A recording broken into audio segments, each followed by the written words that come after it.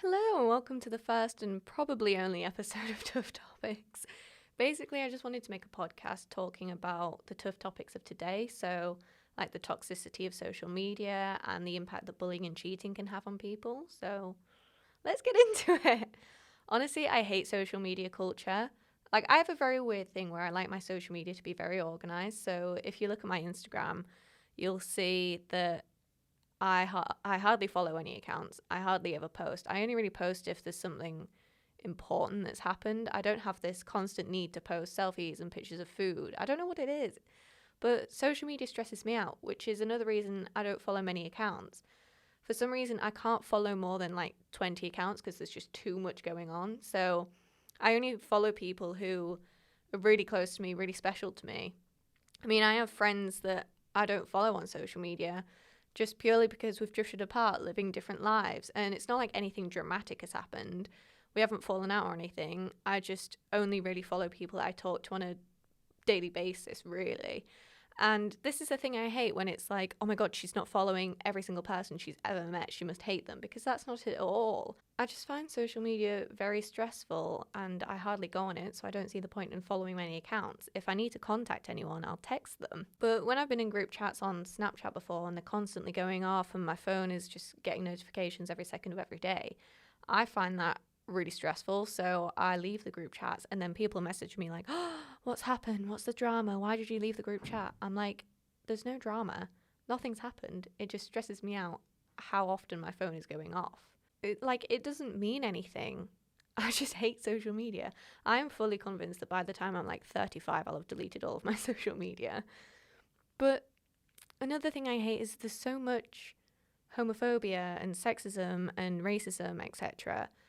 Like, and it's nobody else's business. Who cares if someone's gay, black, woman, whatever? Like, that person's life doesn't affect yours. So why can't you just leave them be and stay out of it? Social media definitely allows people to have too much involvement in other people's lives. And I think that's definitely a cause of bullying as well. And bullying really does stay with you. I mean, I've had to learn the hard way that there are some people in life you just have to let go of. You have to realize the relationship you have with them is toxic and just step away. But I just don't understand why anybody would want to make someone feel so sad and lonely. I mean, during sixth form, I was part of this big group that my best friend at the time was part of. And I later found out that she created a group chat without me in it because I wasn't part of the original group. So she wanted to organise stuff without me there. And then they all organised this holiday without her and were laughing to me about it. And I sat there and I thought, hang on a minute, I haven't been invited. You know, I think that was the first time I realised I wasn't really their friend. I was just kind of there. I just kind of existed. I felt like a burden on them at that point. So when I left college, I just dropped them all, including my best friend at the time, because I felt like they weren't true friends, and I didn't want to have that sort of negative energy in my life where I felt like I was just there and they didn't really care, you know? But I dropped all of them except one who didn't really have any involvement in it, and she is one of my closest friends now. But I've just been through so much. I've dropped so many toxic people to the point that I've just given up. I got to the point where I thought, why me? Why am I dealing with all of this? Why am I the one who's a shoulder to cry on and then left the moment they find someone better? Basically, what I'm saying is don't bully someone just for fun, because you have no idea what that person is going through and you could be that last push over the edge for them. I just don't understand why anybody would want to make someone feel such an overwhelming sadness and loneliness to the point that they can't live their life normally anymore, to the point that they isolate themselves from other people because they don't want what's already happened to them to happen again. I mean, in my first year of uni, I lived in a flat with these girls who I didn't really know, because you never do in your first year. But we all got along fine at the beginning. You know, sometimes went to pubs together. And when COVID cases started rising on campus, I decided to move home, what I thought would be temporarily. But then I got an email saying my course was going to be online for the rest of the year. So, you know, I emailed accommodation and I said, can I cancel my contract? I want to move home permanently. And they gave me a date to come in, collect my stuff and get my key and hand in my key, sorry. So I put in the group chat, I'm moving out permanently. This is the date accommodation have told me to come and get my stuff and handed my key just to let you know I'll be coming. And they were fine with it at first. But then about a week or two before I was meant to be going, I suddenly got a message saying, we don't want you to come, because they were scared of being at risk of COVID, which is fair enough. But I said, look, I have to come because this is the day I've organised with accommodation. I have to come and move out. Otherwise, I'll be living there illegally because I'm not paying for it anymore. And if it makes you feel better, I'll be wearing a face mask, gloves, I'll be wiping everything down. So you won't be at risk. And you can always leave the flat or go in your rooms whilst I'm there. Anyway, they still weren't all right with it. So I said, look, I have not left the house. My parents are working from home. There is no chance of me having COVID and passing it on to you. I need to come in, and it's only going to be for about 10 minutes to get my stuff. So anyway, they then said, no, we're going to move all of your stuff out of the kitchen and put it outside your room. So I was like, please don't do that, because I haven't been interacting with anyone. They've all been to pubs. They've been interacting with a lot more people than me. So by them touching my stuff, that could put me at risk. So I said, please don't do that. But anyway, the day came and I put in the group chat, I'm on my way, I'll be there in an hour. Just so, to give them time to get ready and leave the flat if they wanted to. And I got a message back saying, but it'll be lunchtime. I was like, but I'll be there for 10 minutes. You can have your lunch after I'm gone or before I get there, And they were like, yeah, but we're all going to be sat in the kitchen. By the way, the whole time I was living there, never once did everyone sit in the kitchen at the same time to eat lunch. So they clearly were doing that just to be awkward. And if they were really so worried about getting COVID from me, they wouldn't risk being in the kitchen at the same time I was going to be there, because they knew I was going to go in to get stuff out of my cupboards. Anyway, when I got there, all of my stuff was on the floor outside my bedroom from the kitchen. I still went into the kitchen anyway to check my cupboards in case they missed stuff, which, by the way, they had. But they were all sat in there laughing really loud, talking, and just completely ignored me. And I knew they did it to be awkward and to intimidate me. So anyway, I packed my stuff, I left, and I just sent a message in the group chat and said, I feel like the way you treated me was absolutely appalling. It could have been dealt with a lot better. One of the girls went home for ages because her grandma died, and you welcomed her back with open arms, threw a massive party for her. And you made it very difficult for me to come in for 10 minutes to collect my stuff on a date that accommodation had organised with me. I couldn't have done any more. And then as I was walking to the car, they shouted out the window, see you, bitch. And I started getting all of these messages from them saying, how petty can you be? You're so disrespectful. Her grandma died. And I was like, that wasn't the point of my message. I didn't have an issue with you throwing her a party. I feel really bad for her that her grandma died, because I've been through that. I've lost my grandma and my granddad, and I know how unbearable it is. That wasn't the point I was making. The point I was making was they welcomed her back with open arms and then made it very difficult for me to go in for 10 minutes to get my stuff when we both equally could have put them at risk. So a few days later, after I'd kind of gotten over the trauma of it, because I cried for a few days after, just because I was so shocked at how everything was dealt with.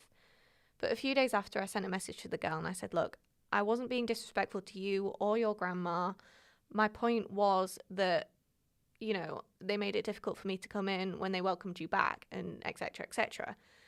And I got a response from her and she was like, yeah, no, I completely understand. I think the whole thing was dealt with, way out of proportion. And I think this and this was everyone's point of view of it, but yeah, it's fine. So I thought, okay, that's that. We've made our peace. That's the end of it. It's in the past now. We'll move on. 6 months ago, one of the girls commented on a YouTube video of mine saying, chat shit, get banged. And I wasn't expecting it, because I thought, okay, we've moved on from it. And I thought, I didn't do anything wrong. Like, I did everything I could have. I said, I have to come in on this day because accommodation have told me to. I even said to them, leave the flat whilst I'm there so you don't have to interact with me. I couldn't have done any more.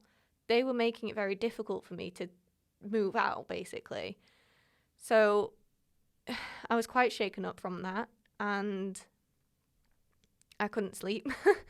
I couldn't eat. I already wasn't really eating much because I was very insecure. So I wasn't eating until like nighttime when I'd have dinner or tea, whatever you like to call it. And it just affected me in such a way I didn't think it would. So I reported the comment and I disabled all comments on my channel. I don't even know how she found the video because they didn't know about my channel. But anyway, now I look back and I just find it funny. Like, how petty could she have been to do that? That just shows me you still think about the whole thing when I've moved on from it. I've forgotten about it. Like, and we're in university. That's not how a 20-year-old should conduct themselves. That's so immature. That's like secondary school drama. So yeah, it affected me at first, but now I just find it funny how petty she was. Like, why did you feel the need to do that when I've moved on from the whole thing? You know, it's in the past. We've forgotten about it. All you have to do is just forget about it and move on. That's it. It's over. It's done. I don't understand how people find it funny to make someone feel so worthless and unwanted. My God. I've had years of loneliness with friends leaving because I'm not cool enough anymore.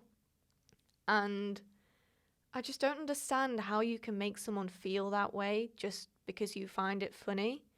I mean, I remember when I was going through puberty, at that point in life, you want to talk to your girlfriends about it because, you know, you want that help and support there.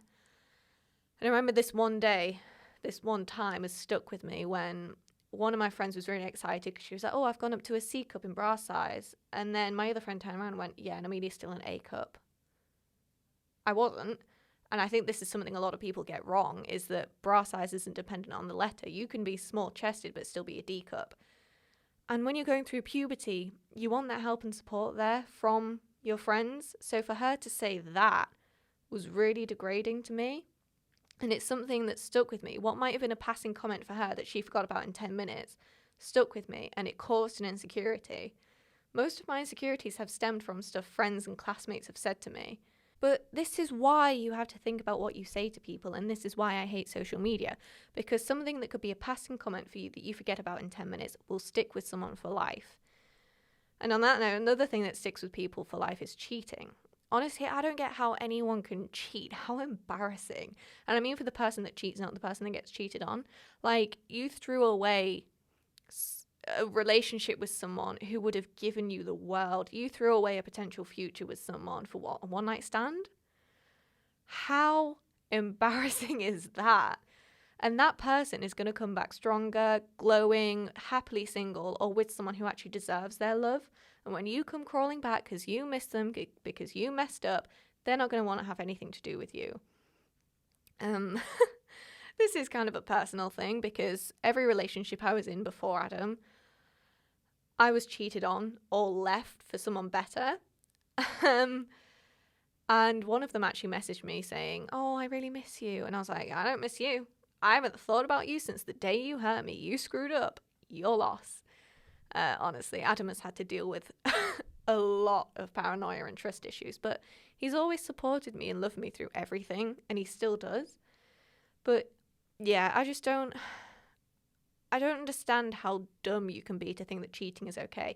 If you don't want to be with someone, break up with them. If you don't want to break up with them, don't cheat. It's that simple. But anyway, that's the end of this episode, I guess. This was more of a rant. I just need to get some stuff off my chest, and I feel so much better after doing so. I'm trying to have a more positive year this year, so after every month I'm making like a list of achievements. So like, I've read this many books, I've gone for this many runs, this was my best time when I went running, you know, like I did it in 20 minutes, whatever, and this is the grade I achieved in this assessment, just so that after every month I have a positive outlook and I feel a lot better going into the next month. But yeah, thank you for listening to my rant if you got this far. Bye.